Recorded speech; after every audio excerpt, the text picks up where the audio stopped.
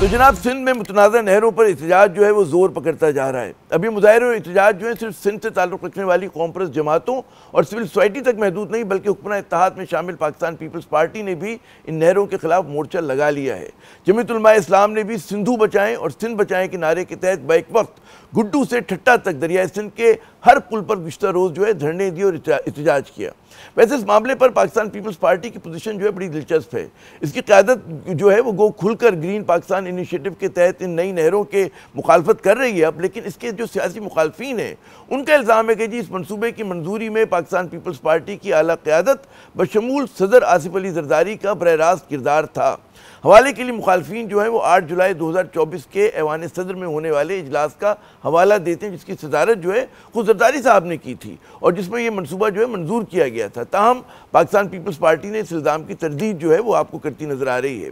Green Pakistan initiative के तहत जो है चुलिस्तान की लाखों एकड़ ज़मीन को इन नई नहरों के जरिए काबिल काश बनाया जाएगा और वहाँ कॉर्पोरेट फार्मिंग की जाएगी। हुकूमत का दावा है कि जी नई नहरें पाकिस्तान के वसी नहरी निज़ाम का हिस्सा हैं। मिसाल के तौर पर दरियाए चनाब और झेलम से चुलिस्तान केनाल में पानी की तकसीम को जो है मुनज़्ज़म किया जाएगा। लिहाजा हुकूमत के बकौल सिंध के हिस्से के पानी में कटौती का सवाल ही पैदा नहीं होता। यह भी कहा जा रहा है कि जी पंजाब अपने कोटे के पानी से चुलिस्तान को सैराब करेगा, लेकिन हुकूमती दावों को नहरों के मुखालफीन जो है मुस्तरद करते हैं। उनका कहना है कि जी पंजाब के पास देने के लिए इजाफी पानी नहीं है और ये बताया जाए कि किन नहरों को बंद करके नई नहरों को सैराब किया जाएगा। दावों और जवाबी दावों ने पाकिस्तानी सियासत में एक बड़ा नया तजाद पैदा कर दिया, इसको मजीद जहरीला बना दिया है और वाकई हुकूमत जो है इस इख्तिलाफ और हत्ता कि अपनी इत्तेहादी पाकिस्तान पीपल्स पार्टी को भी कायल करने और इत्तेमाद में लेने में अब तक तो बुरी तरह नाकाम साबित हुई है। दूसरी जानिब हम देखते हैं कि जी वफाक और हुकूमत पंजाब की नई नहरों की तामीर के मनसूबे को आज एक बहुत बड़ा झटका लगा है। सिंध हाई कोर्ट की आईनी बेंच ने पानी दस्तियाबी के इरसा सर्टिफिकेट पर हुक्म इम्तनाई जारी करते हुए नई नहरों पर काम रोकने की हिदायत जारी की है और तौहीन अदालत की दरख्वास्त पर सेक्रेटरी वाटर को जो है नोटिस भी जारी कर दिए हैं। सिंध के आखिर इस मसले पर क्या इतराज़ात हैं? पाकिस्तान पीपल्स पार्टी क्यों अपने ही सूबे में इस मसले पर तनकीद की जद में है? बात करने के लिए हमारे साथ मौजूद हैं मारूफ तजियाकार मोहतरम अली काजी साहब। ये मुतनाज़ा नहरों के ऊपर जो तहफ़्फ़ुज़ात हैं सिंध के, उस पर मैं आने से पहले मैं चाहूँगा आप ये बताइए कि पाकिस्तान पीपल्स पार्टी क्यों उस मसले पर जो है तनकीद की जद में है? उसका हमेशा बहुत सिंपल रीज़न है कि इस वक्त जो ये फैसला चूँकि इस हुकूमत का है और ये हुकूमत जो नवाज लीग की है वो ज़ाहिर खड़ी ही पीपल्स पार्टी के कंधों पर है, तो सिंध का आदमी ये समझता है कि पीपल्स पार्टी को हुकूमत को एक क्लियरिटी के साथ अल्टीमेटम देना चाहिए कि वो इसको ख़त्म करे, नहीं तो वो हुकूमत छोड़ देगी। और सिंस पीपल्स पार्टी हुकूमत छोड़ने का कहीं से भी अंदिया नहीं दे रही और वो कह रहे हैं कि जी हम भी केनाल से ख़िलाफ़ है, लिहाजा हम भी एहतजाज करेंगे, तो वो पॉलिटिकल ग्रुप्स और पार्टीज़ और कॉमन आदमी जो सिंध का है वो ही समझता है कि एहतजाज तो वो करते हैं जो इक़्तिदार में या इख्तियार जिनके पास नहीं होता। जिनके पास इख्तियार होता है वो एहतजाज नहीं करते, वो तो कोई फ़ैसला लेते हैं। अच्छा, फिर यहाँ पर एक और, जैसे 8 जुलाई 2024 की जो ऐवान सदर में इजलास हुआ था उसकी बड़ी शोहरत और कहा ही जा रहा है कि जी ये मनसूबा जो है ग्रीन पाकिस्तान इनिशिएटिव वहाँ पर मंजूर कराया गया, सदर जरदारी वहाँ पे मौजूद थे, लेकिन बाद में पीपल्स पार्टी ने उसकी वजाहत दी है कि जी जरदारी साहब ने इसके ऊपर जो है रजामंदी का इजहार नहीं किया था। इस वजाहत को भी लोग कबूल करने के लिए तैयार नहीं है। नहीं, देखिए, पहले तो ये कहा जा रहा था, जो कि किसी हद तक एक दुरुस्त मौक़िफ़ था पीपल्स पार्टी का, कि हमारे मुल्क और आइन के मुताबिक, हमारे मुल्क की आइन के मुताबिक सदर किसी भी किसी प्रोजेक्ट या मंजूरी या नामंजूरी नहीं दे सकते। यहाँ तक तो बात समझ में आ जाती है, लेकिन बहरहाल मिनट्स ऑफ द मीटिंग पर जिस मीटिंग में ये सारे फैसले या जिस बारे में ब्रीफिंग दी गई थी, वहाँ पर एक कंसेंसस डेवलप हुआ था उस मीटिंग में और उसमें प्रेसिडेंट साहब उसको प्रेजाइड कर रहे थे और उस पर उनके सिग्नेचर्स मौजूद हैं। तो पहले तो पीपल्स पार्टी एक डिनाइल में रही और उसके बाद पीपल्स पार्टी ने फाइनली ये अपना मौक़िफ़ रखा कि हाँ जी, साइन तो किए थे, लेकिन वो मिनट्स के जो मसौदा था उस पर हेर फेर की गई है।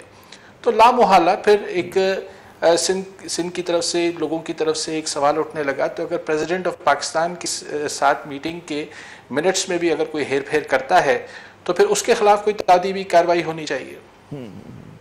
और बिल्कुल ये सवाल तो बनता है कि ज़ाहिर है कि अगर फ़र्ज़ करें कि कंसेंसस बन रहा था, जरदारी साहब ने क्या मौक़िफ़ लिया उसके बारे में फ़ौरन, क्योंकि एकदम तो मसला नहीं उठा था। अच्छा, अब आते हैं ये सिंध के तहफ़्फ़ुज़ात के मसले के ऊपर कि जो वफाक कह रहे हैं, पंजाब कह रहे हैं कि जी हम अपने कोटे से पानी देंगे, और वो कभी कहते हैं कि जी सतलज में जब सैलाबी पानी आएगा तो उसको हम इस्तेमाल करेंगे, कभी कहते हैं झेलम और चनाब के पानी को इस्तेमाल करेंगे और दरियाए सिंध से नहीं लेंगे। तो ये जो वफाक और पंजाब का जो दावा है, जो ये यकीन दिला रहे हैं, उस पर क्या वजह है कि लोग यकीन नहीं कर पा रहे सिंध के? ज़ाहिर है इसके एक तो जो बुनियादी सबब है उसका हमेशा वो तो ट्रस्ट डेफिसिट का है, एतमाद के फुकदान का, क्योंकि राइट फ्रॉम ब्रिटिश एरा, अंग्रेज़ों के दौर से ही पंजाब में और सिंध में ये मामलात पानी के हवाले से रहे हैं और सिंध को शदीद तहफ़्फ़ुज़ात रहे हैं। उसकी एक लंबी तारीख़ है, उस डिटेल में जाए बग़ैर अगर ये इस वक्त का मौक़िफ़ इनका अगर समझा जाए, जो पंजाब हुकूमत की तर्जुमान भी दे रही है, और काफ़ी मतलब उस पर आदमी सिर्फ मुस्कुरा ही सकता है कि एक तरफ वो कहती हैं कि जी हम पंजाब अपने हिस्से के पानी से जी ये कैनाल्स में पानी देगा जो चोलिस्तान की ज़मीन को आबाद करेगा। अब सवाल ये कि क्या पंजाब के पास इतना इजाफी पानी है?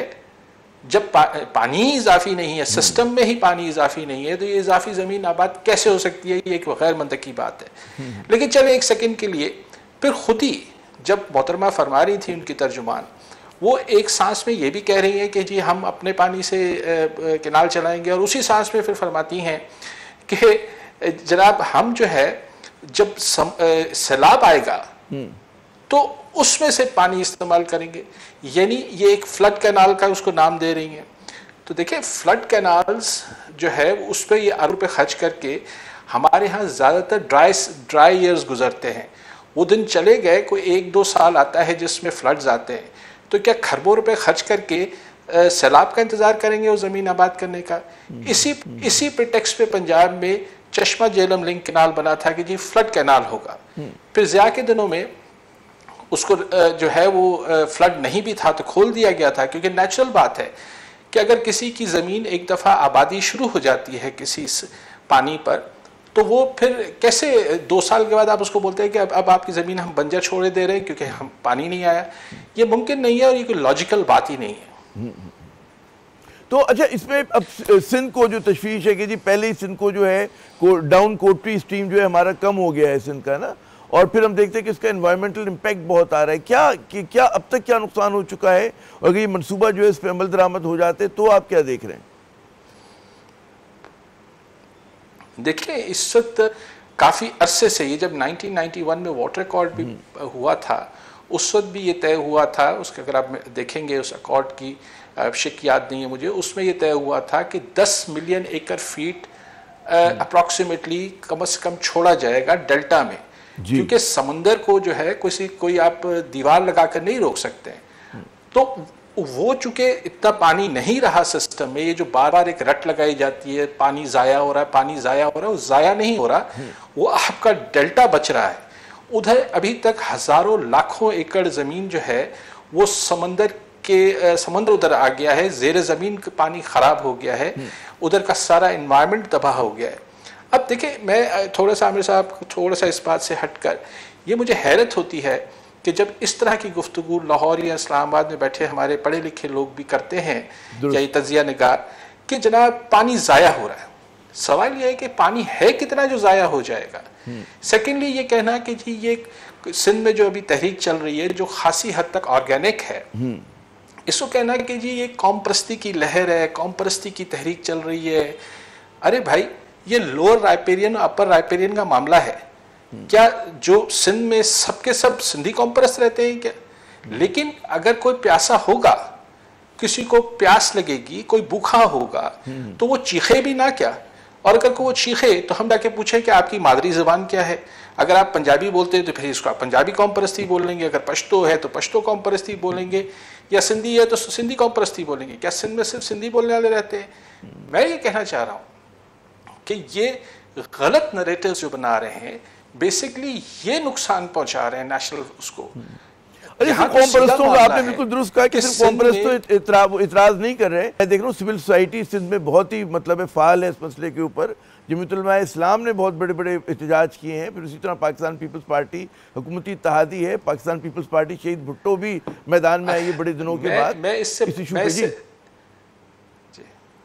मैं इससे बढ़कर ये कहूँगा ऐसा कि अगर आप बगौर जायज़ा लें गुज़िश्ता 45 दिन में जो जितने एहतजाज मुज़ाहरे रैलीज़ हुए हैं उसका बमुश्किल 40% जो जलसे जुलूस और एहतजाज हुए हैं वो किसी तंजीमों ने किए हैं, यानी तंजीमों से मुराद कोई कौम परस्त तंजीम थी, वफाक परस्त तंजीम थी, या रिलीजियस थे, या लेफ्टिस्ट थे। बाकी 60% जो एहतजाज और रैलीज हो रही हैं इस वक्त सारे सिंध में, वो लोग खुदरो हो रहा है।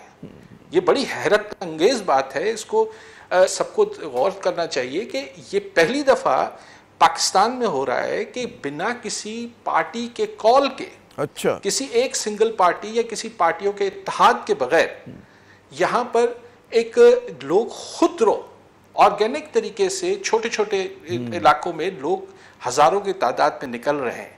इसको फिर मैं एक और भी गुजारिश करना चाहता हूँ कि यहाँ पर इसको जब ये कहा जाता है कि जी इसको पॉलिटिसाइज किया जा रहा है, तो भाई ये तो पॉलिटिकल इशू तो है ही नहीं, ये तो ह्यूमन राइट्स का इशू है। अगर किसी का पानी बंद होगा तो ये ह्यूमन राइट इशू है, इसको पॉलिटिकल इशू या एथनिक इशू तो ये बनाने वाले बना रहे हैं। मैं तो एक सिंपल बात समझता हूँ कि अगर कराची में डिफेंस के इलाके का पानी बंद होगा तो डिफेंस के लोग चीखेंगे, और गुलिस्तान जौहर का या नाजुमात का बंद होगा तो वो चीखेंगे। तो इसी तरह से अगर सिंध का पानी का, और सिंध का पानी ये भी कॉन्सेप्ट क्लियर होना चाहिए कि कोई सिर्फ ज़रात से जो जुड़े हुए लोग हैं उनका पानी नहीं बंद होगा, ये अल्टीमेटली कराची में पीने का पानी भी शॉर्ट होगा, वैसे ही शॉर्ट है। तो अगर आज एक टैंकर 10-12 हज़ार रुपये का मिल रहा है पानी का, तो खुदा ना खास्ता कल सूरत हाल ये भी हो सकती है कि 40-50 हज़ार रुपये भी ना मिले और वो जूतियों में दाल बटने लगेगी। अच्छा, ये मुझे बताइए, क्योंकि आखिरी इस सेगमेंट के लम्हात हैं, कि जो आपने कुछ बताया कि जी खुदरो लोग जो हैं, सेंटिमेंट है क्या ऑन द ग्राउंड सियासी जमातों के हवाले से, हुकूमत के हवाले से और इशू के हवाले से सिंध के अवाम का? देखिए, इस इशू के हवाले से गुस्सा तो बेतहाशा है, बेइंतहा गुस्सा है और बहुत डीप रूट चला गया है। यानी अब आप सोचें कि क्या ईद के नमाज के बाद लोग किनाल्स पे नारे लगाए, ये कभी मैंने तो नहीं सुना था। मैंने कभी ये नहीं सुना कि शादी के बाद नौ ब्याता जोड़ा जो है वो दुल्हा दुल्हन वो नारे लगाएं और बाराती नारे लगाएं कि किनाल नहीं चाहिए। मैंने कभी ये नहीं सुना कि बच्चियाँ ख़वातीन ईद के दिन वो मेहंदी लगाएं तो उस पर किनाल नामंजूर लिखें। यानी सो मच सो कि डॉक्टर्स के प्रिस्क्रिप्शंस पर किनाल नामंजूर लिखा जा रहा है, बच्चे अपनी पेपर एग्जामिनेशन पेपर के ऊपर लिख रहे हैं। तो इतना ये डीप रूटेड मामला है। मैं तो सिर्फ दुआ करता हूँ कि होपफुली सैनिटी विल प्रिवेल और इस इशू को एक इग्नोर करने, या ये जो कहा जाता है कि ये खामखा की बात है। पंजाब हुकूमत की तर्जुमान कर रही थी कि सिंध को आदत है इस तरह एहतजाज करने की। किसी का भी दिमाग ख़राब नहीं है, इतनी शदीद गर्मी हो गई है, पहले रोज़े चल रहे थे, कौन खामखा में रोडों पे आता है जी? एक जेन्युइन इशू है, इसको जेन्युइनली एड्रेस करना चाहिए। बहुत बहुत शुक्रिया अली काजी साहब, आपने अपना कीमती वक्त दिया। और नाज़रीन, जो इन्होंने पंच लाइन दी वो बिल्कुल वाज़ेह है कि जी sanity must prevail, sanity should prevail. और हम देख रहे हैं कि वाकई जिस तरह से देही सिंध में, शहरी सिंध में लोगों का एक कहते हैं ना कि इसके ऊपर तहफ़्फ़ुज़ात हैं, उनमें गुस्सा है, उसका जो है एहसास करना चाहिए वफाकी हुकूमत को भी और पंजाब की हुकूमत को भी। और साथ साथ हम देख रहे हैं कि पाकिस्तान पीपल्स पार्टी पे इस गुस्से की वजह से जो है बहुत दबाव पड़ा है। और शुरू में लग ये रहा था कि उनकी पोजीशन वाज़ेह नहीं है, लेकिन अब वो भी कहते हैं ना कि उन्होंने भी मोर्चा जो है बड़ा खुल के लगा लिया इन मुतनाज़ा नहरों के हवाले से।